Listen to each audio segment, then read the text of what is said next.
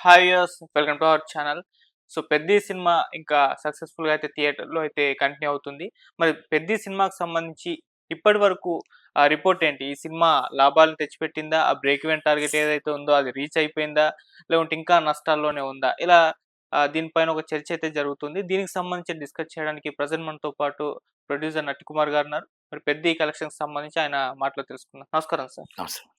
Sir 'Peddi' cinema ఇంకా కూడా continue అవుతుంది. సో ఇప్పటి వరకున్న రిపోర్ట్స్ ప్రకారం చూసుకుంటే సార్ ఆ బ్రేక్ ఈవెన్ టార్గెట్ రీచ్ అయ్యి లాభాలేమన్నా పట్టిందా? లేకుంటే ఇంకా నష్టాల్లో ఉందా? టార్గెట్ రీచ్ అయ్యే పరిస్థితులున్నాయా సార్ ఇప్పుడున్న ప్రెజెంట్ బ్రేక్ కండిషన్‌లో? ఈవెన్‌కి బ్రేక్ ఈవెన్‌కొచ్చేసింది. హ్మ్. అంటే బ్రేక్ ఈవెన్‌కి ఎలాగొచ్చిందంటే, జీఎస్టీతో కలిపితే హ్మ్. వైజాగు ఆల్రెడీ ఇవాళతో బ్రేక్ ఈవెన్. హ్మ్. మీకు ఇవాళతో బ్రేక్ ఈవెన్ అవుతుంది. మీకు జీఎస్టీతో కలిపితే 4 క్రోర్స్ ఆల్రెడీ కమిషన్ వచ్చేస్తది. అవును. అంటే ఈ ఈ ఈ ఆయన ఆల్రెడీ ఆయన కమిషన్ ఆయన రీచ్ అయిపోయాడు.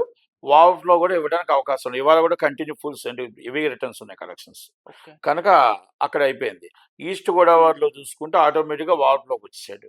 వెస్ట్ గోదావరి గాని, కృష్ణా జిల్లాలో జీఎస్టీతోని కలిపితే బ్రేక్ ఈవెన్ అయ్యాడు. ఇప్పుడు ఇక్కడి నుంచి ఇవాళతోని అందరూ బ్రేక్ ఈవెన్‌కొచ్చేసి, తర్వాత దాంట్లో కమిషన్ అలా కమిషన్ వస్తూ వార్డ్‌లో ఇవ్వడానికి ప్రొడ్యూసర్‌కి అవకాశాలు ఎక్కువగా ఉన్నాయి. హ్మ్. అలాగే సీడెడ్, నైజామ్‌లో ఆల్మోస్ట్ నాకు తెలిసి ఇవాల్టికి బ్రేక్ ఈవెన్ అవుతాడు. బ్రేక్ ఈవెన్ అయ్యి జీఎస్టీకి మళ్ళీ ఎక్స్‌ట్రా వస్తుంది. హ్మ్. కనుక ఇయన్నీ కలిపితే బ్రేక్ ఈవెన్ అయ్యి కమిషన్ రీచ్ అయ్యి ఏమైనా వాటిలో ఇవ్వడానికి అవకాశం ఉంటుందా? నైజాం లేదంటే దానికి సరిపోతదని హెవీ అమౌంట్ ఇచ్చారు కాబట్టి, ఆ అమౌంట్‌కి సరిపోతది. అంటే బ్రేక్ ఈవెన్ అయ్యి కమిషన్ గూడా వస్తుంది. హ్మ్. కమిషన్ వస్తుంది. ఎక్స్‌ట్రా వాల్వ్‌లో వస్తదా రాదా అనేది మనం చెప్పలేం. హ్మ్. అది. అలాగే నార్త్ ఇండియాలో యావరేజ్‌లో ఉంది కలెక్షన్. మనం ఎందుకు ఓకే. గొప్పగా ఎళ్ళిపోవాల్సిన అవసరం లేదు. అవును. నార్త్ ఇండియా, సౌత్ ఇండియాలో ఒక్క కర్ణాటక తప్ప అక్కడ పెద్దగా రీచ్ కాలేదు. హ్మ్. కనుక వాళ్ళ డిస్ట్రిబ్యూటర్లు అక్కడేమి నష్టపోరు. డిస్ట్రిబ్యూటర్లు అందరూ సేఫ్ జోన్‌లో ఉంటారు. కాకపోతే ప్రొడ్యూసర్‌కి వాడలేదు.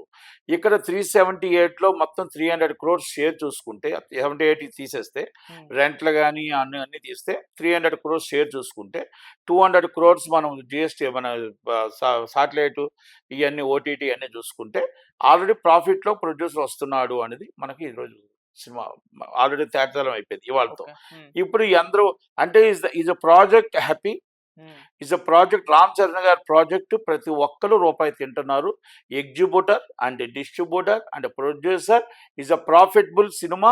ఈజ్ ఆయన కష్టం ప్రజల ఫలితం ఇచ్చారు. హ్మ్. అంటే ఆయన కష్టం చూసి ప్రజలు ఫలితం ఇచ్చారు. ఆ ఫలితం ఆ ఫలాలు అందరికి అందాయి. హ్మ్. ఎగ్జిబ్యూటర్‌కి అందింది, డిస్ట్రిబ్యూటర్‌కి అందింది, ప్రొడ్యూసర్‌కి కూడా అందింది. Happy movie. హ్యాపీగా ఏదైతే ఫస్ట్ మనం అనుకున్నామో ఆ సినిమాని నేషనల్ అవార్డు తెచ్చిపెడుతుంది. అవార్డుల పండగంతా పెద్ది మీదే ఉంటుంది.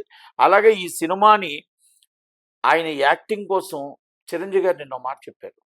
నాకంటే గొప్పగా చెప్పారంటే నాకు చాలా గర్వంగా ఉందండి. యెస్. ఎందుకంటే అద్భుతంగా యాక్ట్ చేశాడు. హ్మ్. తండ్రికి తగ్గ తనయుడుగా ఆయన యాక్టింగ్‌కి ప్రజలందరూ ఫిదా అయిపోయారు. ఈరోజు మళ్ళా రిపీట్ ఆడియన్స్ వస్తున్నారు అంటే ఆయన యాక్టింగ్‌కి. కన్నీళ్లు పెడుతున్నారు క్లైమాక్స్ కంటే ఆయన యాక్టింగ్‌కి. ఇప్పుడు గోల్డెన్ స్పూన్‌లో పుట్టిన బిడ్డ చిరంజీవి గారు కష్టాల్లో నుంచి వచ్చాడు. అవును. ఆయన గోల్డెన్ స్పూన్‌లో పుట్టాడు. ఆళ్ళ మిసెస్ ఈస్ గోల్డెన్ స్పూన్. వాళ్ళకి వేల కోట్లకు అధిపతి ఇద్దరు. కానీ కష్టాన్ని మామూలుగా చేయొచ్చు సినిమా.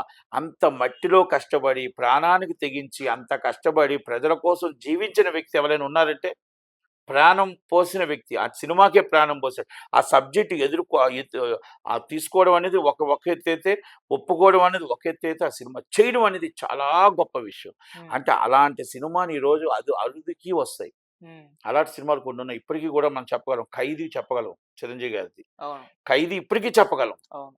తిరుపతి రెడ్డి గారు నిర్మాత అనుకుంటాను.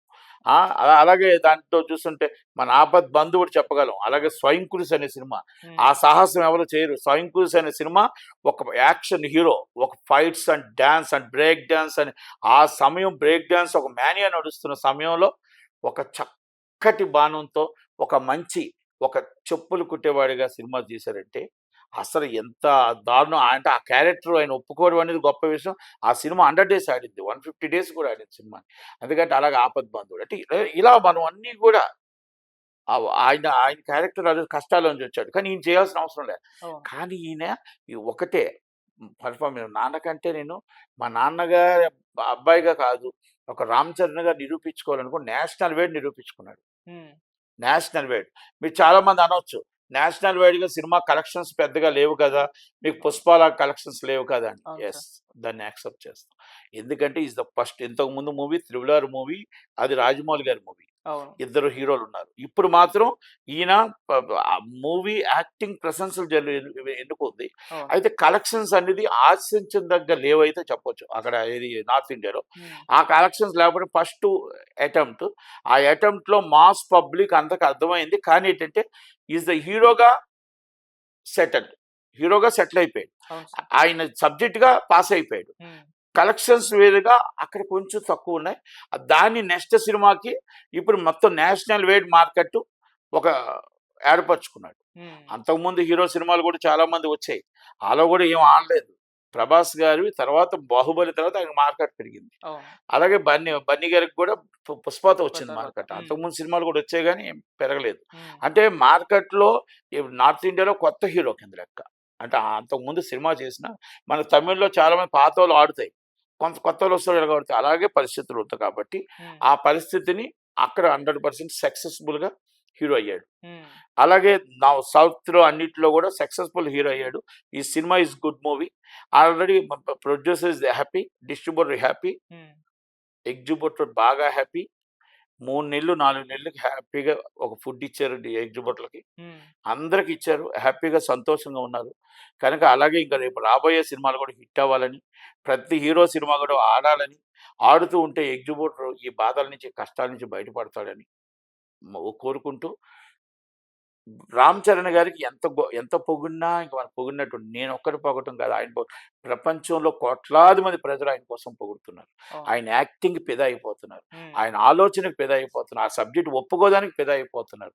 ఆ డైరెక్టర్ చాలా గొప్ప డైరెక్టర్. చాలా గొప్ప డైరెక్టర్ అవుతాడు. గొప్ప ఆలోచనతో సినిమా తీశాడు. హ్మ్. ధైర్యంతో సినిమా తీశాడు. హ్మ్. అసలు ధైర్యం అంటే మామూలుగా కాదు. Producer is a great producer. Okay. అస్సలు అంత ధైర్యం చేసి, అంత డబ్బు పెట్టి తేడా వస్తే సగం తేడా వస్తది. అయినా గూడా ఎనకాడకుండా డబ్బు ఖర్చు పెట్టి నిలబెట్టాడంటే ఈస్ హ్యాట్స్ ఆఫ్. కనుక ఈ సినిమా సూపర్ హిట్ అయింది. ఇది మాత్రం నాకు తెలిసి 300 సెంటర్లు 50 రోజులు ఆడుతది. హ్మ్. 300 సెంటర్స్ 50 డేస్. తర్వాత కొన్ని థియేటర్లు 100 డేస్ కూడా ఆడొచ్చు. సినిమా కలెక్షన్స్ అయితే తగ్గవు. కలెక్షన్స్ యాక్చువల్‌గా తగ్గాలంటే అప్పుడే తగ్గాలి. ఇప్పుడు 10 రోజులు అయిపోతుంది. అవును. నిన్నటికి 10 రోజులు, ఇవాళ 11 రోజు. హ్మ్. కలెక్షన్ తగ్గలేదు అంటే ఈ సినిమా ఎళ్తూనే ఉంటది. ఎందుకంటే ఈ సినిమాకి ఎవరు గూడా ఈ సినిమా తగ్గిపోతది అని అంటానికి లేకుండా లేదు. అందుకనేసి నేను సినిమా పెద్ద హిట్టు. ప్రతి వాళ్ళకి కమిషన్ వస్తది. హ్మ్. ఎగ్జిబ్యూటర్, డిస్ట్రిబ్యూటర్, ప్రొడ్యూసర్ ఈజ్ ప్రాఫిట్‌లోకెళ్తున్నాడు. హ్మ్. అన్నీ గూడా హ్యాపీ. ఎవ్వరు గూడా చెప్పిన మాటలు పుకార్లు నమ్మొద్దు. యూట్యూబ్ పుకార్లు అసలు నమ్మొద్దు. యూట్యూబ్‌లో కొంతమంది సూపర్ ఫ్లాప్ అని అదని ఇదని పెట్టిన వాళ్ళందరూ గూడా ఈరోజు మూసుకొని కూర్చున్నారు. కనుక వాళ్ళందరికీ చాలామంది ఎన్నో నెగెటివ్ ట్రయల్స్ చేయించారు. నెగెటివ్ ట్రోల్స్ చేసినోళ్ళందరికీ thank you very much. Thank you. ఎందుకంటే మీరు నెగెటివ్ ట్రోల్స్ చేస్తేనే సినిమా పబ్లిసిటీ బయటికెళ్ళింది. హ్మ్. అసలు ఎందుకు చేస్తున్నారని థియేటర్‌కి జనాలొచ్చారు. Public talk ఒకలాగుంది. మీది ఒకలాగుంది. అందుకే సినిమా చూడటానికొచ్చి ఈరోజు బ్రహ్మరథం పడుతున్నారు. ఈరోజు కూడా ఒక్క షో కూడా టికెట్ ఖాళీ లేదు. Thank you very much. Sir ఇంకోటి నేను మిమ్మల్ని గతంలోనే అడిగాను. 'గ్లిమ్స్' తర్వాత సార్ 'రామ్ చరణ్' గారికి ఏమన్నా నేషనల్ అవార్డ్ వస్తుందా అని. ఇది ఇప్పుడే చెప్పలేం. సినిమా చూసాక మాట్లాడదామన్నారు. మరి సినిమా వచ్చేసింది. మీ ఒపీనియన్‌లో నేను మీకు వచ్చే మొన్న ఛాన్స్ ఉందా సార్? చెప్పాను. హ్మ్. నేషనల్ అవార్డు రామ్ చరణ్ గారిది. హ్మ్. నంది అవార్డు రామ్ చరణ్ గారిది. మీకు 'గద్దర్' గారి అవార్డు రామ్ చరణ్ గారిదే. ఏ అవార్డు చూసినా కూడా రామ్ చరణ్ గారికి 'పెద్ది' సినిమా అవార్డు వస్తది. అప్లికేషన్ పెడితే చాలు. ఓకే.